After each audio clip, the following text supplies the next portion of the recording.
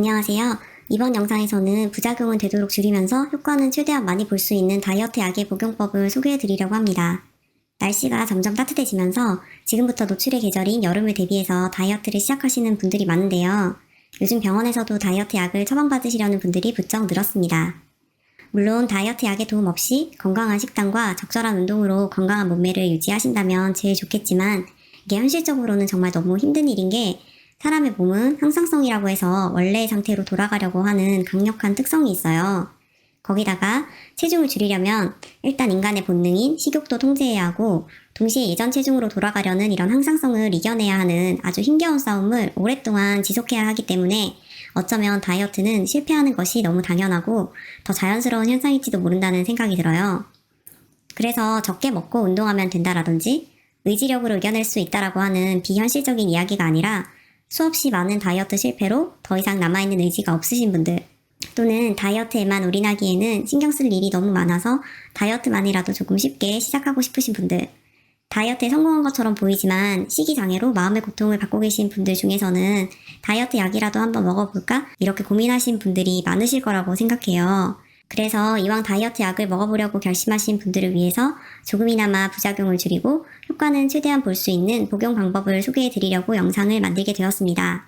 현재 병원에서 많이 처방되고 있는 다이어트 약은 크게 두 종류인데요. 펜디메트라진이라는 성분명을 가진 약과 펜터민이라고 하는 일명 나비약으로 알려진 성분명을 가진 약이에요. 제약회사마다 상품명은 다양하게 출시가 되고 있지만 성분은 모두 이 두 가지 제품 중에 하나로 동일합니다.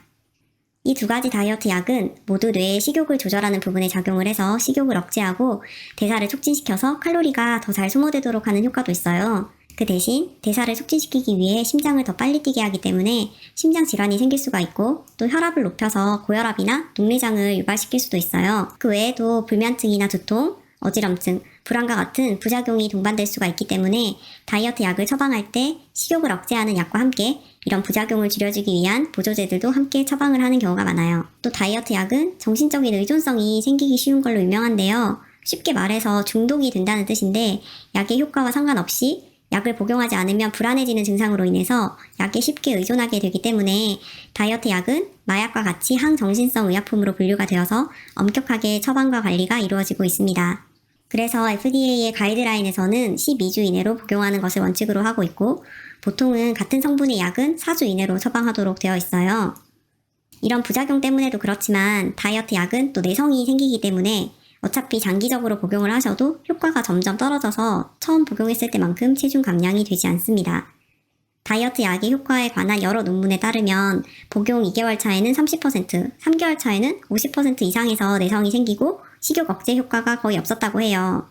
실제로 제가 병원에서 처방을 해보고 복용하신 분들의 피드백이나 체중 감량 결과를 지켜봐도 장기 복용을 할수록 효과가 없었어요.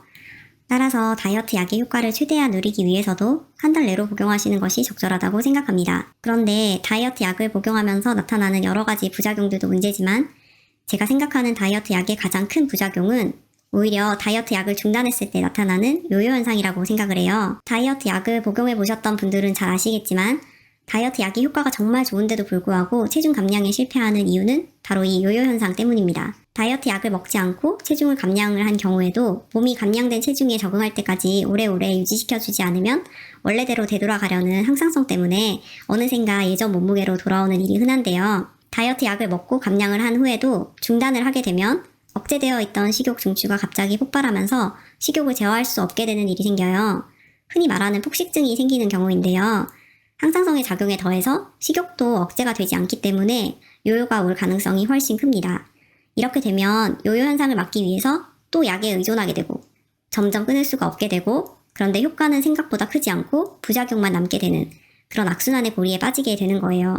저는 지금까지 수만 명의 분들에게 다이어트 약을 처방해 드렸었는데요. 대부분 복용 직후에는 적게든 많게든 체중 감량에 성공하시지만 1년이 지난 후에도 감량된 체중을 유지하시는 분들은 손에 꼽을 정도로 거의 없어요. 그렇다는 것은 이 요요 현상이라는 게 누구도 피할 수 없는 부작용이라는 거예요. 요요가 오면 대부분 의지가 부족해서 그렇다고 자책을 하시거나 주위 분들도 쉽게 의지 부족이라는 말로 비난을 하시는 경우가 많은데요. 이런 분들은 약의 영향을 너무 저평가하시는 게 아닌가 하는 생각이 들어요. 식욕은 생존에 필요한 본능의 영역이기 때문에 다이어트 약을 중단하고 나서 생기는 폭식증은 너무 당연한 결과고 의지만으로 컨트롤할 수 있는 영역은 아니라고 생각합니다. 그래서 폭식증이나 요요가 오신 분들이 계시다면 약은 사람의 의지와 상관없이 작용이 되기 때문에 너무 자기 자신을 탓하지 않으셨으면 좋겠습니다. 오히려 다이어트 약을 중단하게 되면 요요 현상이 온다는 것을 먼저 받아들이고 미리 대책을 세우시는 것이 더 현명한 방법이라고 생각을 해요. 저는 외래에서 다이어트 약을 처방할 때 3개월 플랜으로 많이 권유를 해드리는데요. 3개월간 체중을 감량한다기보다는 생활습관을 바꾸는 기간이라는 인식을 가지시는 것이 중요해요. 다이어트 약을 복용하고도 체중 감량에 실패하는 제일 많은 사례는 처음 한 달간 다이어트 약을 먹으면 식욕이 없어지기 때문에 초절식을 하시는 거예요. 그러면 체중이 많이 감량이 되고 다이어트에 성공을 했으니 약을 끊어보지만 중단하자마자 폭식증이 밀려와서 요요 현상을 겪거나 또는 식이장애의 길로 빠지거나 그래서 급하게 다시 약을 처방받고 결국에는 약물 의존증이 되는 그런 사례입니다. 가장 최악의 경우라고 할 수 있고 이런 경우는 다이어트 약을 처음부터 복용을 안 하는 게 더 낫지 않았을까 하는 생각이 들어요. 다이어트 약은 절식을 위해서라기보다는 평소 과식을 하거나 야식을 먹는 습관, 건강하지 못한 음식을 먹는 습관들을 교정하는 데 도움을 받는다고 생각하시는 것이 제일 좋습니다.